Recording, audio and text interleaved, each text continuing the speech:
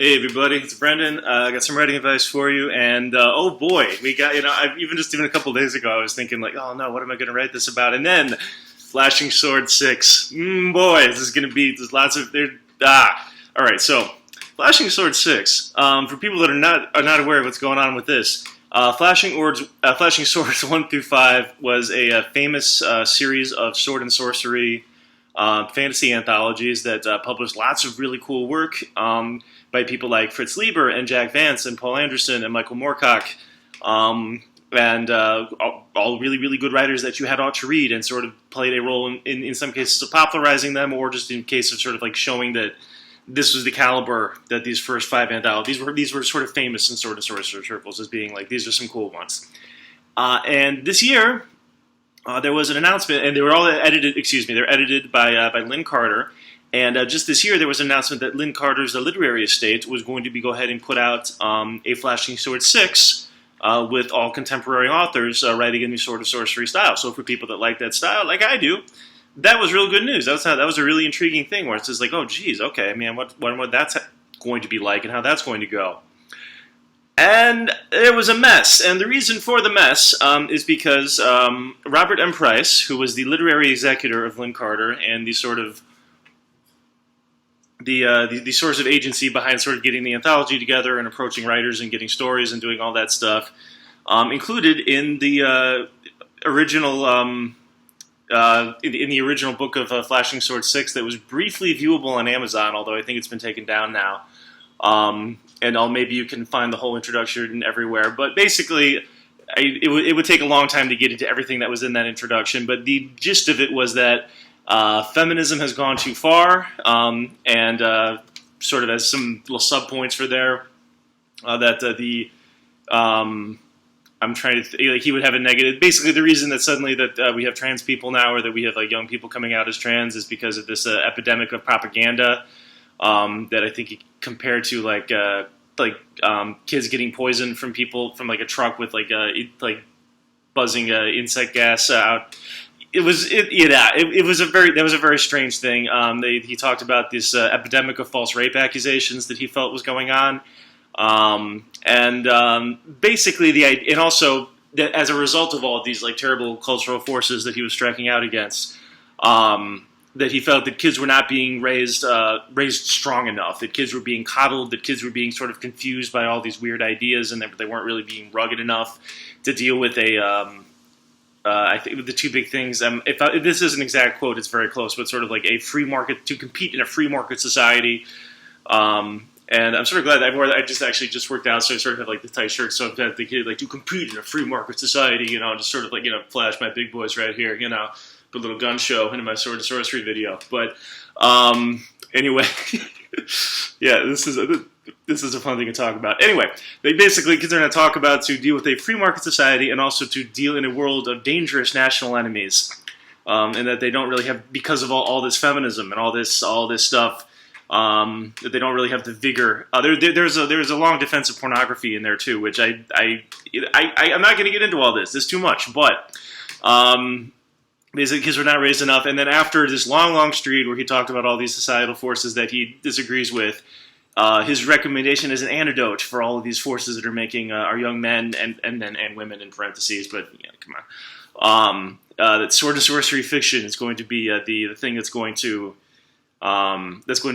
is an antidote to these problems. And that he recommended that you read all the great writers that appeared in Flashing Swords 4 and people like Edgar Burroughs and I can't believe I read, of course, in the middle of my Sword Sorcery video, I cannot forget who wrote Conan. Come on, geez, this is tough. Anyway, you know what I'm talking about. These are the kinds of people that he recommended, and that also the brand new writers that were then appearing in this anthology. And you might think, okay, well then that's kind of a weird thing, but we do have free speech in this country. If a bunch of like alt-right weirdos want to put out a Sword and Sorcery anthology, we don't gotta like it, but.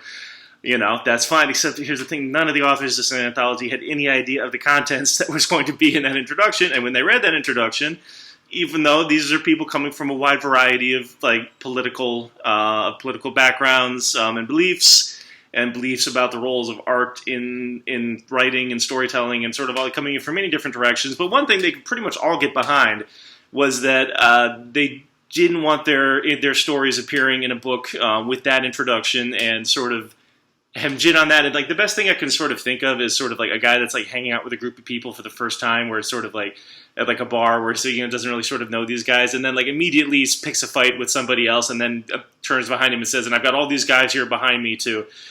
It's like, yeah, it's sort of a weird thing. So all the writers basically rebelled, and that caused the book to get retracted because none of the writers wanted their stories to appear in that story anymore.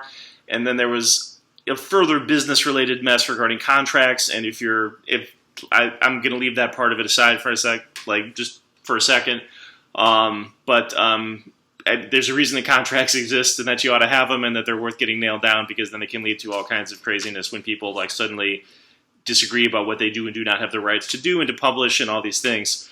But I'm going to leave that part of it aside for right now. Okay, so the part that I want to direct, because in the process of like kind of reading about this whole kerfluffle, I ended up, you find yourself down a couple of rabbit holes, and there's lots of people believing stuff that I've... Oh, actually, yeah, that's a worth thing. By the way, if you want to read all this and you want to tell me really how terrible feminism is, I'm not going to get into that right now. I think you're real dumb, but if you want to argue with me about it, you can leave a comment and it'll make a difference. Really, that's going to move the needle. But for right now, I'm just going to assuming that we're all people that think that the sentiments that this person had in this introduction is just ridiculous and real dumb and stupid. Anyway, but in the process of sort of finding out about this, and this is stuff I had some contact with already, but just every so often you lift up the rock and you see how many bugs are crawling around. Just as far as the the nature of fandom for like this sort of like traditional sword and sorcery, going back to the people got like brawny dudes. I'm going to do it again. Brawny dudes swinging the swords, doing all that stuff. And what the nature of that fandom is, and what it is that people seem to get out of it, and also because again I'm a little bit implicated here. At this point I'm kind of done with these not done quite exactly, but I don't see as much of my future as a writer sort of in the like sword and sorcery / adventure fantasy sphere of things. Even though I wrote in it sort of for a little bit, and I was really excited about that, and I'm really proud of the work that I did, and I'll probably do a little bit more just with the Orphan Fleet stories, just because I kind of want to round that out and kind of have a complete arc. But at that point, it's pretty likely that I'm going to take the stuff that I like about that genre and then just apply it to things that the marketplace has pretty clearly indicated to me that they're more interested in. Kind of strip mining. So I don't know if I don't really think of myself as living in the space for a little bit. I just kind of visited for a little while. But point being, I think that from an outside point of view, looking at all of this, one might sort of get the impression that sword and sorcery as a subgenre of fantasy should just kind of get set on fire and be disposed of, and that there's nothing worthy there anymore. And that these are the kinds of people that it attracts, and it's just not ground that is worth defending anymore, really. And I just kind of want to address that, because I think it's it's a reasonable thing, and yet I think that there's things that are worth saving sort of in the genre. But just by saying that, then it kind of groups me into the company of a bunch of people that I'm either drastically opposed to, or just kind of uncomfortable with, or I think are misguided, or who I think are just kind of boring and don't really, and actually are just people that kind of like it because it's old, because this genre is sort of a thing that is not trendy anymore, and just kind of people that kind of like only Dixieland jazz from like a very specific period of time, and are just not interested in anything else. And at a certain point, you can't help but sort of get the impression that sort of, okay, the reason that they like it is because it's a dead genre that's not going anywhere. And lots of these kinds of people tend to be sort of attracted to sword and sorcery. And if you're not immediately if you're into other kinds of fantasy or not into fantasy at all, you might be looking at that particular section of fantasy fandom and just sort of thinking like, okay, I want nothing to do with that. There's nothing interesting for me. Or if you're a writer, if you're thinking about, is there anything that I can learn here? You might just look at this and think like, okay, there's nothing there. I want to avoid this. And I don't think that's true, but I want to be real specific about the reason why.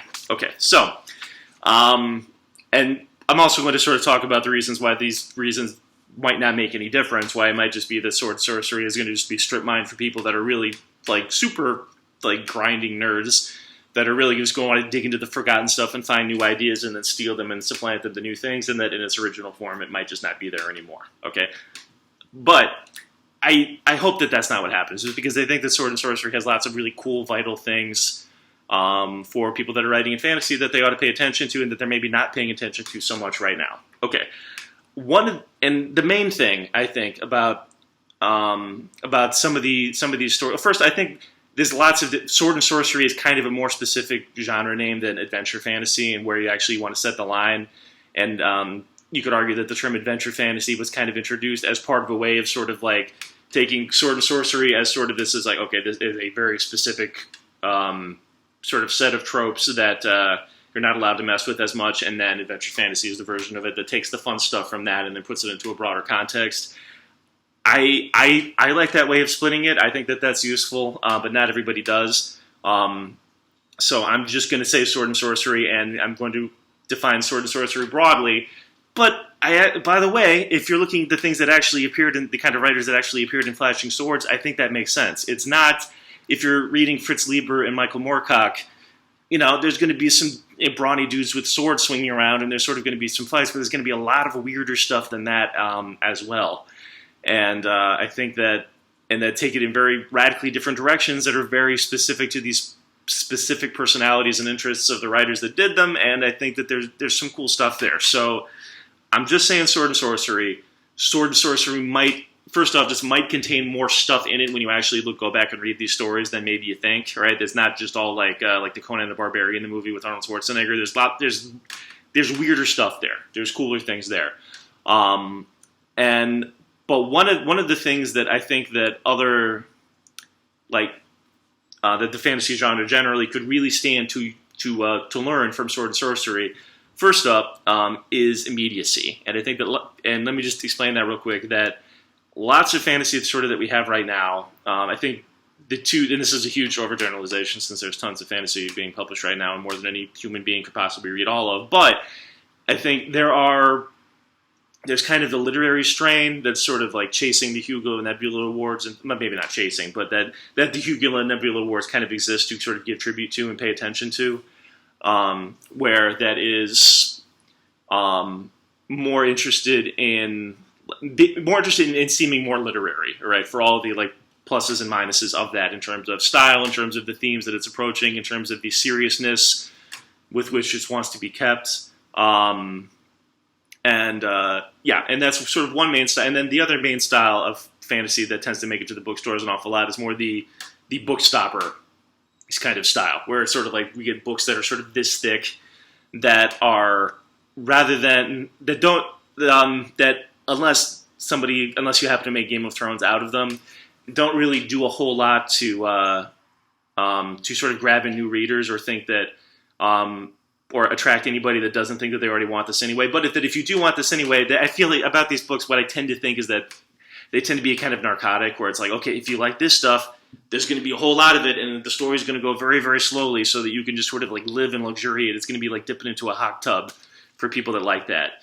And that tends to be the lower brow version of fantasy right now, as opposed to sort of literary fantasy, which the literary kind of school of fantasy that's more about sort of trying new techniques and is taking more risks and is more trying to be something that anybody could and head off to take seriously, right? That's something that's more sort of saying that's like, hey, look, this is not just sort of going to be a ghetto. If you're a smart, interesting person, you're going to find cool stuff here. That's sort of on the literary side and more on the highbrow side, and then the lower brow side is sort of this kind of like, so I'm not trying to salt it too much because there's sort of good things in this vein, but definitely book length, definitely slow, definitely very long, definitely very concerned with world building and exposition. And I think that Sword and Sorcery has something to offer both of those things, which is just that it has immediacy. All right, it's stuff that its real home is sort of in paperbacks, definitely in magazines.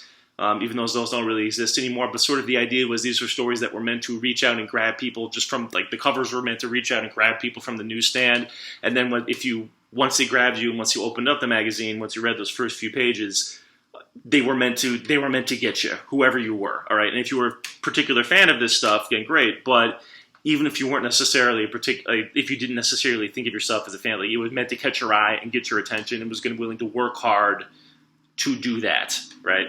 And I think that that's something that's missing, I think, really from both of like the main subgenres that I'm talking about right now, where it's sort of like either it's sort of like kind of like long and sleepy and relaxed, and it's sort of like, hey, we know you like this stuff, we're going to provide you a lot of this stuff, or it is actually trying to get to a larger audience, but in the process of getting to that larger audience, it's more willing to experiment with style and to be a little bit more obtuse and require a little bit more work from the reader, which are all good things as far as it goes. But I think there needs to sort of be a counterweight, and I think that Sword and Sorcery kind of presents itself as a counterweight where it's just in its DNA, it's just meant to come and get you, where it's sort of like, bam, this is happening right now. Okay, if you want to read really closely, you can kind of figure out that this all has something to do with the Lost Empire and the tectonic plates shifting and 2,000 years ago, whatever. But prior to that, there's like a giant tiger over there, and if that guy doesn't take that piece of like rebar and beat the tiger to death, the tiger's going to eat him, and we're in a engaging situation right now, and that we're trying to get to that point right now, and then to sort of keep you there and to make you feel like there's important things happening. Bam, what's going on? And I think that that's a technique or not really technique exactly, but sort of an approach, a set of priorities that you can apply to lots of different kinds of subject matter, all right, and that you can apply more or less of it. You can be completely subservient to it if you want to, or you can just kind of sprinkle it in a little bit into something else where it's sort of like, okay, yeah, I do have kind of this like long, complicated thing that I want people to get into that's really going to take a lot of consideration from the audience. But first, I'm going to do a little something, just a little spice in there, just a little something to get them. And I think that's if we're going to grab anything out of Sword and Sorcery, I think that's the big thing to grab out of Sword and Sorcery, but it's not the only thing. Because the other thing that I think that, a couple of other things that I think that deserve sort of like a closer look and to be taken seriously about Sword and Sorcery is, well, first off, there's moral ambiguity. There's sort of this idea that the people that we're following, and this is something that I think there's some longer popular fantasy novels that sort of try to hold on to this a little bit, but I think that those are sort of drawing in the Sword and Sorcery tradition, or just the idea that the protagonists are not like heroes only in the sense that they're the main characters. Anti-heroes, not even that really exactly, just because like anti-hero depends on that idea of heroism so much that but the kinds of characters that tend to appear in Sword and Sorcery an awful lot of the time are kind of like people trying to sort of get by and sort of do the best that they can, and sometimes they're going to do things that we find morally good, and they're going to try to do a little bit better. Sometimes they're not, and as we're coming into the story, there's really no guarantee of that. And I think that that's why some of these stories kind of tend to get misread, and that some of these, like some of the Sword and Sorcery protagonists, you're not meant to, it doesn't make a priority of presenting them as moral exemplars, or of specifically critiquing them as not that, sort of like where it's specifically like we're meant to like tear this person down over the course of the story. It's sort of like, okay, here's a person in a situation with priorities that we can kind of understand that even if they're a little bit more on sort of the baser side, this person wants to eat, make a little money, try to get by, not do anything that they're going to regret too much when they think about it later, but also still have to eat, and that this kind of conflict, and that's, I think that, again, both sides of the other sort of like big genres of fantasy right now, I think tend to lose track of that a little bit, where we have heroes that are good. Well, first off, I mean, as I've talked about regularly, very commonly they're good because of what their last name is, right? They're good because of who their mom and dad was and what family line they're part of, and that's why we're following them, which is a creepy and bad idea that I don't like. And there are some Sword and Sorcery heroes or main characters that fall into that, but it tends to get a little bit more complicated in Sword and Sorcery as opposed to like epic fantasy, or even in a lot of literary fantasy, and even like a lot of literary fantasy that sort of uses fantasy as a way of approaching social issues or sort of reevaluating who the heroes had ought to be, and sort of or telling a different story. And I think that those are wonderful impulses that can lead to really good, interesting things that are happening and like can do sort of good work in the world. But at the same time, I feel like there's something kind of toxic is maybe snuck in there that people are not really paying attention to as much, whereas they're still holding on to the idea of the brave hero too much, and they're just changing the idea of sort of who the brave shining virtuous hero is, or what the brave shining virtuous hero looks like, and not paying attention to the fact that we don't have a whole lot of shining virtuous heroes out here anymore. We mostly have people that are just kind of trying to do the best that they can, and that are willing to grow to greater or lesser lengths to do a little bit better some of the time, and with some of the moral compromises that we all have to deal with. And I think that's, again, something we can be picking up from Sword and Sorcery. That also leads into sort of the next thing that I'm hoping to talk about, which is that in really sort of good Sword and Sorcery fiction, it tacks away against the idea of like fate, definitely, and that's something that gets very explicitly dealt with in Conan, especially. They talk about it all the time, but also not even like fate so much as kind of epicness, right? Where like in lots of fantasy of the sort of more like kind of like popular, less taken critically seriously doorstopper variety, and in the more literary variety, the idea that everything happens has to fit into some kind of like a larger picture. Is sort of important in terms of this giant set of sweeping events. And one of the things that Sword and Sorcery has that I think is really cool is that there is, it has as a subject kind of random things that happen that that the people that are involved with them are never really going to have the whole story of, right? Where suddenly you're like plotted into a bit of a situation, you don't know what's happening. Maybe you kill the monster, maybe you don't, but it's not... maybe you walk away from this and maybe you don't. Maybe your friends live or maybe they die. But it's a little bit more existential. It's sort of a little bit, there's more capacity for sort of random things to happen that people just then have to deal with.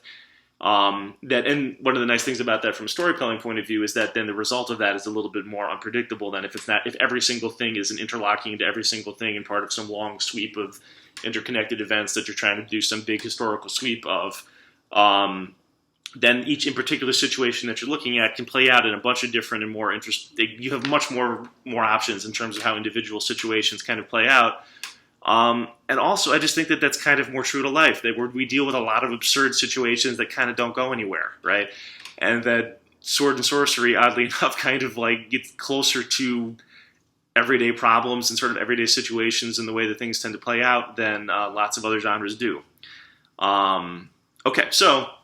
And I could obviously talk about this for a while longer since it's something that really interested me. But so if you happen to be looking at this whole situations and you're thinking that, geez, okay, all this story are a dumpster fire, and then you're thinking, okay, Fritz Lieber, Michael Moorcock, Paul Anderson, I don't need to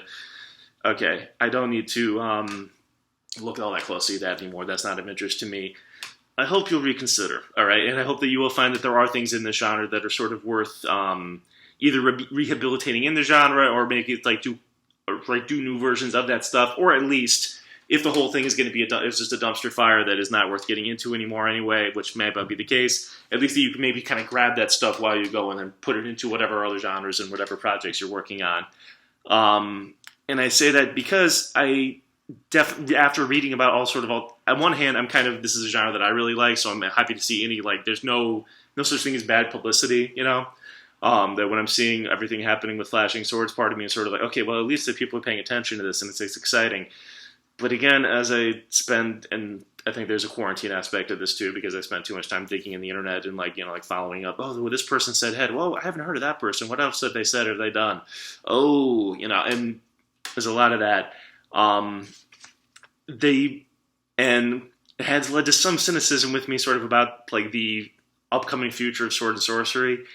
And the best way that I can think to talk about that is that there's I'm an educator, I work with children, and there's sort of a certain brand of child of a certain age that really likes dinosaurs, right? And the reason that you come to figure out that the kids really like dinosaurs is two reasons. Is first up, dinosaurs are big and powerful. People don't have to tell a Tyrannosaurus Rex what to do, or that they have to finish their lunch, or that they got to get their homework done, or any of this stuff. Dinosaurs are above concerns like that, okay? Which is something the kids identify with. The other thing about dinosaurs is that dinosaurs are extinct. They're dead, which means that they're never going to change, right? Dinosaurs are always going to be the way that they are. There's a certainty, there's a solidity in that they're sort of frozen in time, and nothing is ever going to go any further than that. And I'm concerned that an awful lot of the people that are interested in Sword and Sorcery, even the politics isn't really as big a deal to me.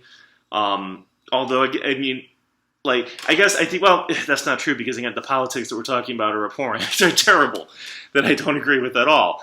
But I think that it's more a matter of, rather than that being at the heart of the genre, and that these sort of like kind of terrible people that I don't like to be attracted to that genre, because of something at the heart of it, and that it's more just a matter of that many of the people that are willing to sort of stand up and say, hi, I'm a Sword and Sorcery fan, like Sword and Sorcery the way that little kids like dinosaurs, right? They like it as a thing that was in the past, that also has a little bit of a power kick to it, and they're not interested in doing anything more interesting with it, or like politics is evil. Oh no, politics has no place in this. And by saying politics has no place in this, they really have, it's almost a way of saying, well, ideas have no place in this, or, doing innovation has no place in this, excitement has no place in this, ultimately. And that this is just sort of meant to be something and if that's the version of Sword and Sorcery that people are going for, first off, it's going to be very easily preyed on by people that do have an ideological axe to grind, even if that ideological grind is crazy, just because there's no immune system to fight it off. There's nothing. If there's no, again, it's a little bit silly that a book that, or a series of anthologies that prominently featured Michael Moorcock would then also feature some of these other ideas. It's a little, I don't know how this guy got in his head that, Sword and Sorcery was automatically going to, okay, the big thing to talk about with regards to Sword and Sorcery was, oh no, feminism, it's dumb and it's frustrating, and I would encourage all of you guys to read the relevant books and pursue this yourselves. And if you do not see that is the case, or don't know enough to know that is the case, don't take my word for it. Read more of this stuff, right? But if people aren't doing that, and if the only people that are reading Sword and Sorcery is this kind of like a bunch of people that kind of dimly remember, either that actually remember what it was like, that were there for the earlier booms of it, or more likely, people that feel like they know what it was like, right? People that feel like they have this idea of what Sword and Sorcery had ought to be, that nobody else could interfere with it. Again, it kind of reminds me of people that only like Dixieland jazz, where when you sort of talk to them, they don't actually know that much about how Dixieland jazz evolved into other things, or all of the things that were actually going on in the time periods that they were talking about. They just want this thing to be the same and to not change. And if that's what's going to happen with Sword and Sorcery, then it's the worst case scenario is that it's just vulnerable to all kinds of terrible people with an axe to grind that are going to try to corrupt it from the inside out. And then the best case scenario is that the people that feel this way about it just kind of die, and that their children who, are maybe happy to play Skyrim, but otherwise don't really care about that, don't get the same kick out of this stuff as much.